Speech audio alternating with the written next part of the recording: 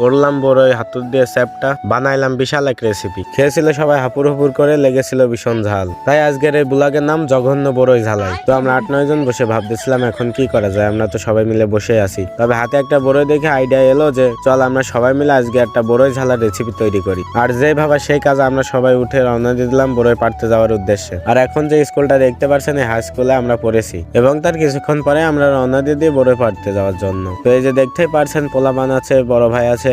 বড় ভাই বলা যায় না, ফ্রেন্ড সার্কেল আর কি সবাই। তবে এর মধ্যে কিছু ছোট ভাই বাগার ছিল আর কি। তো সবাই মিলে চলে যাচ্ছি বড়ই পাড়ার জন্য। এখন দেখতেই পারছেন আমরা সেই কি বিশাল বড় একটি অ্যামাজন জঙ্গল পার হয়ে যাচ্ছি চুকোটক বড়ই গাছের খোঁজে। অ্যামাজন জঙ্গলের ভিতর থেকে বড়ই গাছের উপরে নজর চলে যায়। বড়ই গাছের গোড়ায় গিয়ে বড়ই গাছে ওঠার মতো লোক পাইতেছিলাম না। তারপর আমার বস উঠে বলল দেখুন কি সুন্দর করে বড়ই গাছে। আর আমরা নিচ থেকে কিছু বার্তা ছুড়ে দিতেছিলাম তার মুখো, আর সে সেই বার্তা অনুযায়ী আগাইতেছিল। এদিকে বড়ই মাটিতে পড়ার সাথে সাথে ছোট ছেলেপেলে সব খুঁটে নিয়ে ফেলে দিতেছিল, কারণ এই বড়ই তো আমরা খাবো না। এই বড়ই বাসায় নিয়ে যেয়ে ধুয়ে সালাড করে ফেলে দেবো। আর আমি কিছু খুঁটে এগিয়ে দিতেছিলাম যাতে আমারও ফেলে দেওয়ার জন্য সুবিধা হয়। যখনই হাতের বড়ই গুলো ফেলে দেবো তখনই দেখি উপরে ভূমিকম্প শুরু হয়ে যায়। ওহো না, গাছে একটা লোক আছে, সে ঝাঁকি দিতেছিল আর তার সঙ্গে সঙ্গে বড়ই পড়তেছিল। আর আমি মাটিতে বড়ই গুলো রেখে দিয়ে পাতাগুলো খুঁটে কোষের ভিতরে দিতেছিলাম। অবশেষে গাছের বড়ই গুলো মাটিতে রেখে দিয়ে গাছের পাতাগুলো নিয়ে বাসার দিকে রওনা দিয়ে দিই। আর এই হচ্ছে আমাদের টোটাল গাছের পাতা। আর এখান থেকে আমাদের দল দুই ভাগ হয়ে যায়।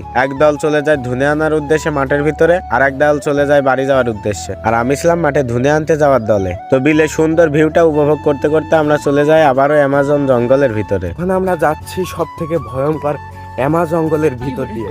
তো দেখুন পরিবেশটা কেমন যায়। এরই মধ্যে আমরা অ্যামাজন জঙ্গল পাড়ি দিয়ে যে ধুনে তোলা শুরু করে দিই। পরবর্তীতে আবার মহাসাগর পাড়ি দিয়ে আমাদেরকে ডাঙায় উঠতে হয়। আর দেখতেই তো পারছেন এক একজনের হাতে স্টেপ, আর আমার দেশি স্যান্ডেল মাত্র 150 টাকা দাম। এখন সেই বিখ্যাত অ্যামাজন জঙ্গল পাড়ি দিতে আমাদের একটা বিশাল বড় সাগর পার করতে হচ্ছে। আপনারা দেখুন।